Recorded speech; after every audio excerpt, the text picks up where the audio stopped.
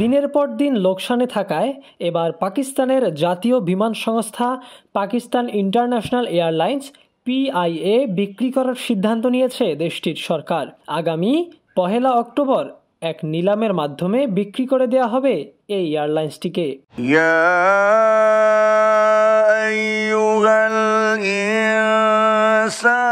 পাকিস্তানের জাতীয় পরিষদ থেকে জানানো হয় অক্টোবরের প্রথম দিন পাকিস্তান ইন্টারন্যাশনাল এয়ারলাইন্সের নিলাম হবে। সেখানে বেসরকারি যে প্রতিষ্ঠানটি নিলামে সর্বোচ্চ বিড করবে তার কাছেই বিক্রি করা হবে এয়ারলাইন্সটি।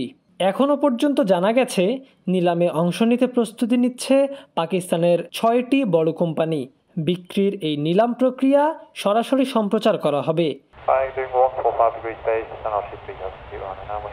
এর আগেও পাকিস্তান সরকার আন্তর্জাতিক মুদ্রা তহবিলের সংস্কারের অংশ হিসেবে লোকসানে থাকা PIA এর 51 থেকে 100% শেয়ার বিক্রি করে দেওয়ার সিদ্ধান্ত নিয়েছিল। 2020 সাল থেকেই ইউরোপ ও যুক্তরাজ্যে পাকিস্তান ইন্টারন্যাশনাল এয়ারলাইন্সের ফ্লাইট চলাচল বন্ধ হয়ে যায়।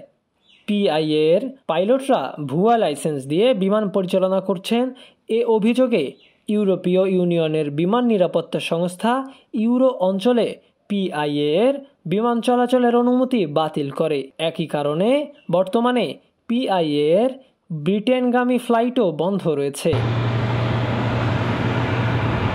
বছরের পর বছর ধরে লোকসান দেওয়ার কারণে শত শত কোটি রুপির ক্ষতির সম্মুখীন হয়েছে PIA। সম্প্রতি আন্তর্জাতিক মুদ্রা তহবিল IMF এর ঋণ পাওয়ার পর পাকিস্তান PIA কে বিক্রি করার সিদ্ধান্ত নিয়েছে। বর্তমানে PIA এর 23টি উড়োজাহাজের মধ্যে যান্ত্রিক ত্রুটির কারণে 7টি অচল হয়ে পড়ে আছে। উড়োজাহাজগুলো কেনা হয়েছিল বিশ্বের প্রথম সারির 2 বিমান কোম্পানি বোয়িং ও এয়ারবাস থেকে। এই 2 কোম্পানিকে বকেয়া টাকা পরিশোধ করতে না পারায় অকেজো পড়ে থাকা উড়োজাহাজগুলোর যন্ত্রাংশ সরবরাহ করছে না। ফলে বাধ্য হয়েই কাটছাঁট করতে হয়েছে বেশ কিছু শিডিউল ফ্লাইট।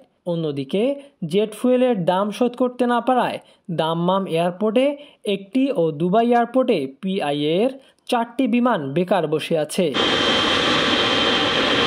পাকিস্তানের বেসামরিক বিমান চলাচল বিষয়ক মন্ত্রণালয়ের তথ্য বলছে PIA এর সম্পদের থেকে ঋণের পরিমাণ 5 গুণ।